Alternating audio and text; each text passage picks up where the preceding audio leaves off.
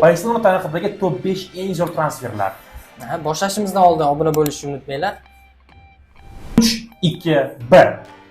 5-o'rin. 5-o'rinimizda Gerard Pikeni qo'ygan bo'lardim. Barselonaga ancha foydasi tekkan futbolchi albatta. Manchester Uniteddan kelgan. 4-o'rin. 4-o'ringa Dani Alves, qanot futbolchisi. Barselona tarixidagi, nafaqat Barselona futbol tarixidagi eng yaxshi o'ng qanot himoyachilardan biri. Va 3-o'rinda. 3-o'ringa Neymar.